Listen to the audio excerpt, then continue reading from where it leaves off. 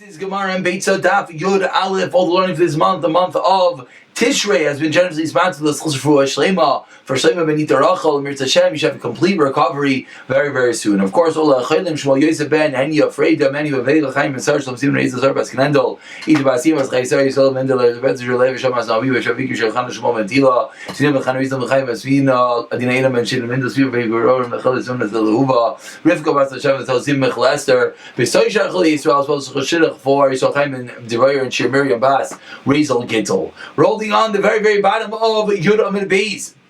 We just finished discussing, and we're actually still in the middle of the discussion between the cases and comparing the case in our Mishnah to the case of the money. And the two cases were in our Mishnah we discussed that we're talking about designating which pigeons, which birds from the Tavkot I'm going to eat on Yantif. And the case was I designated 3 birds, 3 pigeons. And I came back in Yantif and I found 2. And what did the Mishnah teach us? Mishnah taught us that they're mutter. We assume that the 3rd one ran away, but the 2 that are there are the 2 that started off with. And the Gemara wanted to suggest this only fits with the opinion of Rabbi and not the Chachamim. Because we had a Mishnah that taught us that if I leave 2 mana of Meiser Sheni, and I come back and I found only 1 mana, what is the status of that 1 mana? Rebbe said that 1 mana is assumed to be Meiser Sheni like it began. 1 mana you started, 1 mana you left. Chachamim said no, we assume everything disappeared and what's left now is all chulin. Said the Gemara, Mishnah seemingly is like Rebbe. We answered, we'll say it's really 1 answer, which is 2. The answer was that our Mishnah is discussing a case of pigeons which hop away. And therefore that's the reason why even the Chachamim could agree to the case of our Mishnah. We had a lengthy discussion trying to figure out why is that so, and the Gemara ended up saying that the case of the Mishnah is the case where the chickens are tied up, as well as the money is the case where the money is the 2 persons, I should say, are tied together. And now says the Gemara, let's go a bit into the final, these 2 opinions. Rebbe again holds that what you left is there, and the Chachamim said everything is chulin. Rebbe Amar L'cha, Rebbe's going to tell you in the last line of Yudam and Beis, Kisinami, even by the wallet, Zimnim, at times, you know what happens? Moving over to Yud Aleph, Amid Aleph, even when wallets are tied together, there are times, the Misachal Katrayu, there are times that the rope will wear away, the rope will come untied, and therefore it could be that they split up. Basically, what we're trying to figure out is, if I have 2 wallets tied together, and I left 2 wallets there, each one has 1 mana in it, and I come back and I find 1 mana, what do I assume? So the Chachamim make a lot more sense. Chachamim said they were tied together. Wallets don't untie each other. So it must be the whole thing was taken away. And this mana is a new mana, so it must be it's all chulin. What did Rebbe say? Rebbe said, no, we're allowed to assume this is the original mana. How in the world is the original mana? The wallets were tied. So in the case of the chicken, I understand. Chickens hop, rip the rope and jump away. Beautiful. But in this case of the wild, how can you say it? And therefore that's what the Gemara is answering. The Mizachel Katrayu. It could be that they not became untied, and it could be that they got separated, and therefore it is possible, like Rebbe said, that the original mana that you left is still the mana that is here. Says the Gemara, moving on to the second case of the Mishnah, Yud Aleph and Aleph on the top line. If you designated the chicken when it was in the pigeon coop, and you come back and it's outside the pigeon coop, outside we said it's more like a porch, like a little lip in front of the pigeon coop, sitting outside. So we said Asurin, we assume it's a different chicken. Lema said, Rav Chanina, this should sound familiar. We had this yesterday. This is a proof to Rav Chanina. We have a debate over here. Do we go with majority or proximity? On one hand, what would proximity teach you? Proximity should show that this chicken is the original chicken and just happened to move out onto the porch. But Rav will tell you, no, it came from the chickens of the world. And for the fact we're saying it's Asr, seemingly we're going with Rav. So it says the Gemara is a riot too, Rav Chanina. Answers the Gemara, Amar Abayi, 4 lines on the top, and Daf. We're done with the case that had like this porch, like I explained, and there were other chickens that hung out there, and therefore even the karoiv is aser, therefore it can be karoiv or rov, and that's the reason why it is forbidden. Rav has a new take on this. Mishnei kinim zulamalam mizu askinan. We're talking about 2 pigeon coops, one on top of another, a double decker, 2 floors in a house, 2 floors in the motel. And it's needless to say, if I prepared the bottom one and not the top one, and I found it in the bottom one, and I did not find it in the upper one, meaning I prepared the bottom one, and that's where I found it. Still, dasirin, because it's outside of the chicken coop, is on the porch. Damrina, we say we say the one that you designated flew away, and what's sitting over here? This is a new chicken. Elafilu says the Gemara. You know what the chiddush is? Even if zimin bel zimin tachleina, I only prepared a chicken from the top one and not from the bottom one. Uba, and I come back bel and I find it in the. Excuse me. I find it on the ledge in front of the top one. Yet, that's a massive chiddush. It's still forbidden. Why? And we assume that the ones here climbed up, the one from the bottom climbed to the top, and that's the reason why it's forbidden, because these are not the ones that you designated. That is the chiddush in our Mishnah. And the Mishnah concluded and said, if there are only birds aside from these, then it's all mutter. Says the Gemara, Dami, what exactly is this case? 2 lines into the wide lines. If we're discussing chickens which can fly, so who cares that there's no other chickens in the vicinity? It flew away and another one flew back. We're discussing pigeons that can fly, but rather doves that only hop around. So if there's another coop within 50 amois, then I'll say that they hopped over. And if there's no other cane within 50 amois, that's the case that we're going to say that everything is going to be mutter. Because it must be, these are the original chickens. Ask the Gemara. This is all part of the kasha. Of course, what's the chiddush? Pigeons can't have more than 50 amois. So if they can't have more than 50 amois, then it's obvious that these are the original pigeons. So why do you have to teach me a chiddush that they're mutter? Of course they're mutter. Answers the Gemara, there is another nest within 50 amos. Okay, but the other nest on a blind corner, you think maybe it hopped over? A chicken will hop as long as it can look back and see where it came from. But it'll never turn a corner because it can't see where it came from. Rashi over here, you can see, shows us a beautiful picture. As you can see, there's 2 canes, and they're on a corner. And basically what the Gemara is explaining is that even though these 2 canes are within 50 amois, so theoretically it's within the gas mileage of the chicken to hop over there, but the Mitzvah says the chicken only will hop as long as it can look back and see where it came from. So that's where it goes 50. So over here, until it gets to the corner, and it's look back, but it'll never turn the corner because it can't see its original home, and therefore that's the chiddush of our Mishnah. Says the Gemara, a new Mishnah. Beishami Aimrim comes on Beishami, they teach us. The Shol should sound familiar. We had this yesterday. You're not going to take the mortar or the pestle to chop meat on it. Beisil Matir, Beisil says allowed. Again, we pointed out yesterday, a bit of a debate. What is the Isser here? What level of muksa I should say are we on the discussion? Is it a regular Klisha Machtal Isser? And Beishami is being machmer even on that, or is it a higher level of muksa? Beishami Aimim Ein Noisin is Arl of Nea Darsin. We also had yesterday, now to put the hides in front of the tramplers, Leyak Benu can't pick it up. Elim Kani Yishima Kzayis Bas lest there's meat on it. Beisil Matir, and Beisil says it's allowed to put it down and pick it back up. Says the Gemara, what was the first case of the Mishnah using this pestle to chop meat on it? Tana we learned in the Mishnah. Vishavin, everyone agrees, if you cut meat on it, you're not allowed to move it. Amar Abaye, comes like Abaye, and Abaye says, this whole debate in the Mishnah is when we have an Eli. We have a mortar, a pestle, which is used to crush grains. But if it's a butcher's board, which is used for meat, everyone agrees you're allowed to use it to cut the meat on it on Yontif. Says the Gemara, Pshita Eli's not. The Mishnah said Eli. The Mishnah said that it's discussing a case of the pestle. Answers the Gemara, I would have thought, I would have thought that the same exact thing applies by the Tiber Gamra. The same exact thing applies by the chopping board. It's the same machlokes that Beishami would not allow you to use it, and Beisil would allow it. But I think Dani Ali, so why did the Mishnah say against a pesel deal kochel the Beis Hillel? Ta'afilu davar shemlach the lizer nami shari. Massive chiddush. It said specifically to teach you that even this case Beis Hillel says it's allowed, but really it's the same debate by the butcher board. But by the butcher's board, Beishami would be machmir. He would not allow it, like he does not allow the pastel. Kamash malon, and that's the chiddush that no, that the machlekes is only by this pastel. But when it comes to the butcher's board, Beishami agrees they allow to use it on Yantif. Way number one of learning the Gemara. Ikediamri, a second way of learning Amrabai lanitzchal afilu tivra gamri chaditi. Even a brand new butcher cutting board. Ma'u de tema explains the Gemara. That excuse me, the din is that's mutter.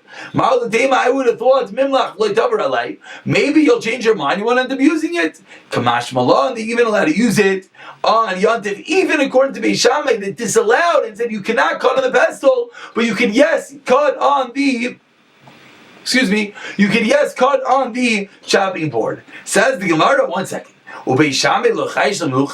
According to what you just said, it comes out the Beis Shammai are not concerned you'll change your mind. They say you're allowed to cut on this chopping board, and we're not worried you're going to say, yeah, forget it. I don't want to use this chopping board for my meat. But Tanya, but we learned in our Beitzah, Beis Shammai oimrim ein meilichin tabach v'sakin itel beima. You cannot bring the butcher and the knife to the animal v'beima itel tabach v'sakin, and you're not allowed to bring the butcher and the knife one to the animal to it. Beis oimrim meilichin say you can bring it, and the Beitzah continues that you can't bring the crusher and the spices next to the mortar. So says the Gemara, why are you not allowed to? Seemingly the reason is that Beis Shammai are nervous that you might, once you take it, you might say, forget it, I'm not going to cut meat, forget it, I'm not going to chop up the spices. So seemingly Beis Shammai is concerned you're going to change your mind, and therefore he doesn't let you take it. Well, according to what we just said, Beis Shammai is not concerned. Answers the Gemara, Hachi hashta, Bishlam behema asam luchei.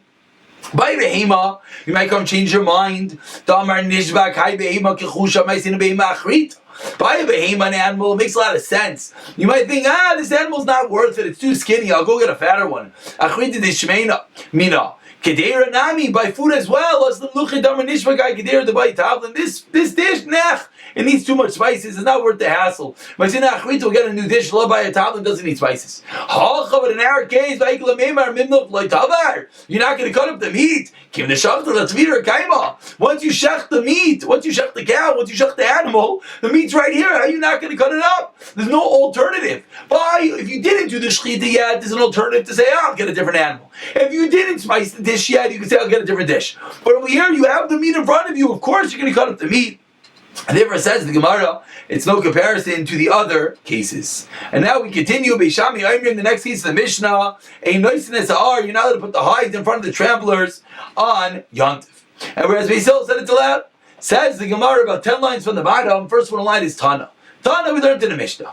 Vishavin, Beis Shammai agreed, Shemalichan Allah Basar Litzli, that you're allowed to salt meat for roasting, and you're allowed to salt it on top of the hides, even though when you salt something, invariably there'll be some salt that falls over the sides, and it's going to get the hide a bit salted, which of course is part of the tanning process. So even though in our Mishnah, which with regard to this trampling on the hides, that part of the tanning process was debate, but says the Gemara, it says this Mishnah, everyone agrees let us salt a different meat on top of it, even though the hide's going to get a bit of meat. And Amar Abaye qualifies a bit further, it's only if you can roast, but not for a pot. When you salt something to cook with it, you put a lot more salt. Says Beis Shammai, that's too far. But for roasting, it's allowed. Says the Gemara, Shita, Litzli Tanan. It said in the Mishnah, Litzli. You tell me it's only Litzli. Of course, it said Litzli. Answers the Gemara, Kamash Lein Yot Chadash is Dafilu Litzli Kein Kedera, sir. If you're doing sli like Kedera, meaning doing extra salt, it's going to be forbidden. Only pure sli is allowed. Taner Rabbanan says the Gemara in Mochen as a chalavim im halchem mishum Yeshua amru shaychten beruach al gabi yisid al shaychten beruach al gabi yisidos. What are we allowed to do with raw meat on Yantif? Says the Gemara in Mochen as chalavim. You're not allowed to salt the chalev, nor are you allowed to flip them over. Whereas Yeshua says no, you're allowed to spread them out on top of the pegs, in order that they are exposed to the air and therefore that they don't spoil. Says the Gemara, Amar Masna, Allah Rabbi Yeshua, we pass like Rabbi Yeshua that you let it spread over this meat in order to prevent the chaylev so it doesn't spoil. Kikati Amri, says the Gemara, Amar Masna, in Allah Rabbi Yeshua, we do not pass like Rabbi Yeshua. So Machlek is whether we pass like Rabbi Yeshua. Now the Gemara explains. I understand what you had to tell me we pass like Rabbi Yeshua, because I would have thought I would have thought I have a machlekes between Rabbi Yeshua and the Chachamim. Of course we go to the Chachamim. So you have to tell me, by the way, we pass like Rabbi Yeshua. That makes a lot of sense. According to Mandamar, it says we do not pass like Rabbi Yeshua. If we pass like the Chachamim, Pshita, why do you have to tell me that? Answers the Gemara, the tema would come is never time in Rabbi Yeshua. Rabbi Yeshua makes a lot of sense. You know why? It's a concept that we saw yesterday. If we don't allow you to spread out this meat, what's going to happen? You're not going to shech on Yantiv, and therefore you're going to come to minimize your Simchas Yantiv. Kamash Malan, that even with that concern, that man Damar holds you pass like the Rabbanan.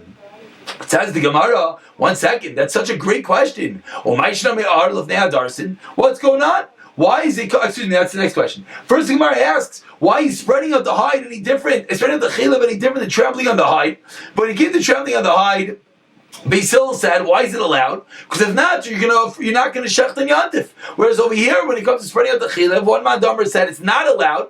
But why are you not concerned? You're not going to shecht on Yantif. Meaning, the reason you just said, why is that not accurate? You said it as a havamina. Kamash Blanda, we're not concerned. Why are you not concerned? Says the Gemara as we turn over to get out from a base. Why not? As we said, over there by the hide, it's not evident to everyone. Because you can sit on the hides.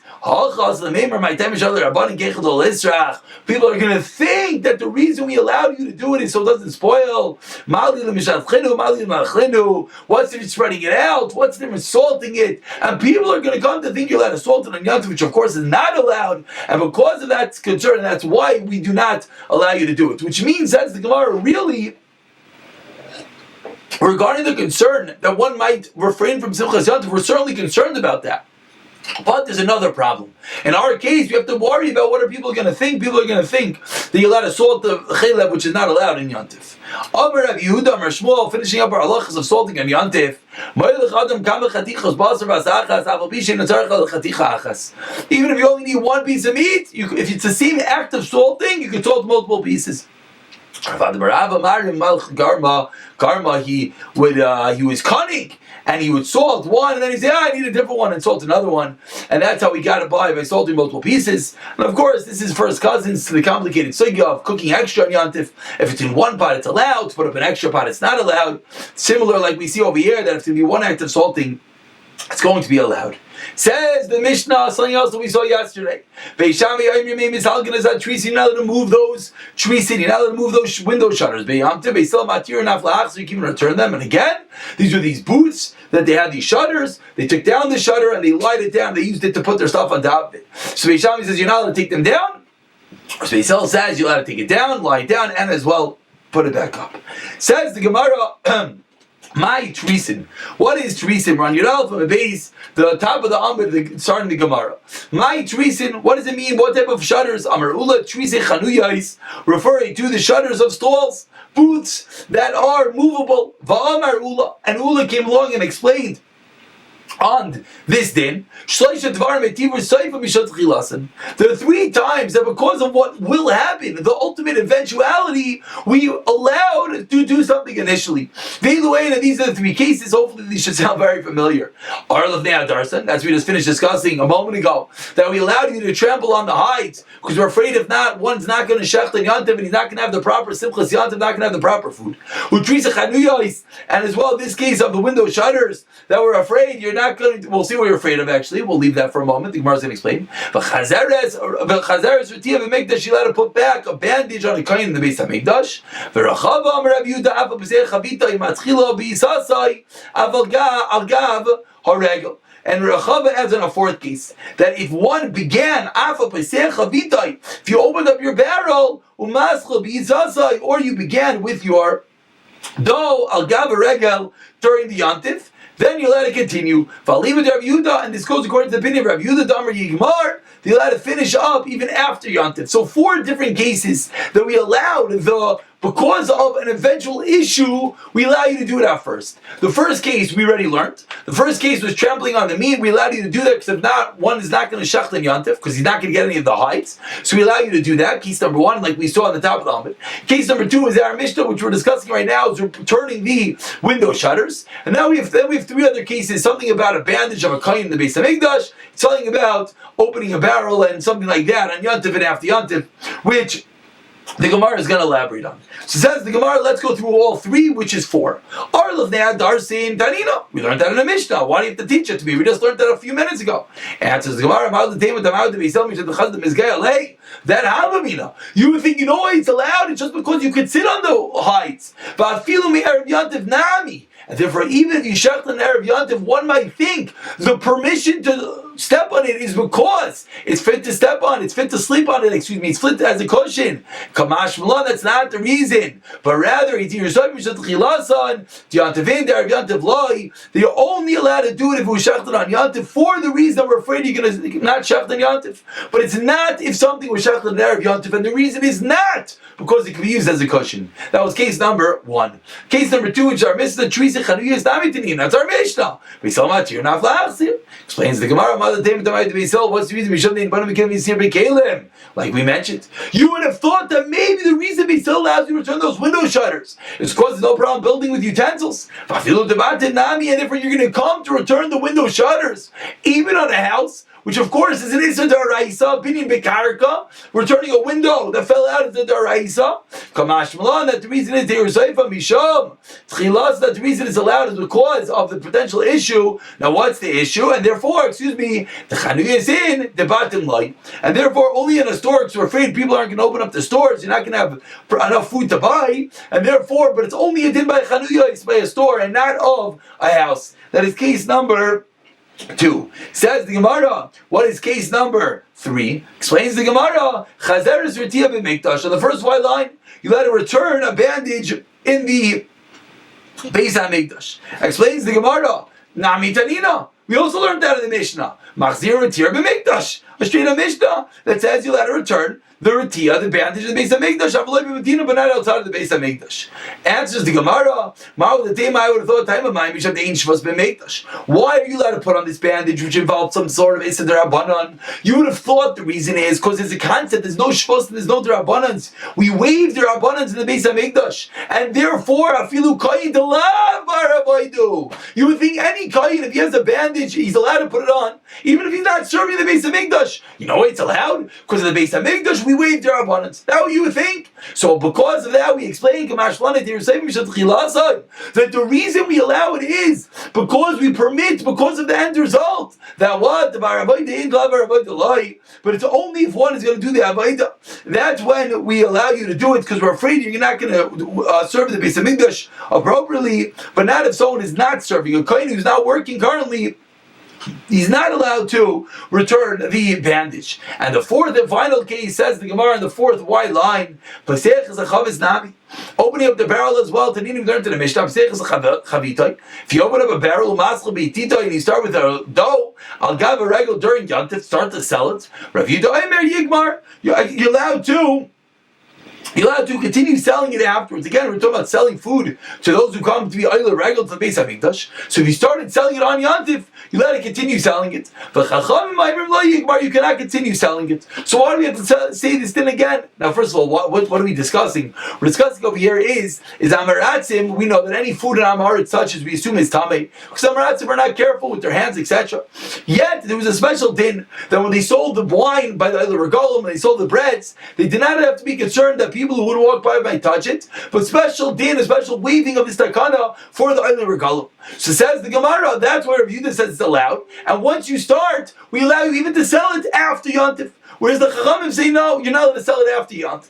Says the Gemara, so why do we have to teach this din? Explains the Gemara of the tema I would have thought maybe the mechanics of how it works is that Chazal decided that the hands of an Amaretz during Yontif are like their tahar. And therefore, I don't care what they do, it's all mutter. And therefore, and even if you didn't start selling it, but yet an Amaretz touched your stuff, you would still think it's allowed. Why would you think it's allowed? Because the hands of an Amaretz during Yantif do not have a din of Tama. Kamash Mlan, that the whole reason is that they're the only reason is they're afraid you're not going to sell it, and people who come to Oil Regal will not have food, but it's only if you began selling, but not if you did not begin selling. And we conclude with the Gemara that says, why did Ula say this fourth case, the case of Rechava, the case of selling the food to Oil Regalim? Says the Ula, but look to like Amari. I wasn't talking about cases our debate. Says Mar, 1 second.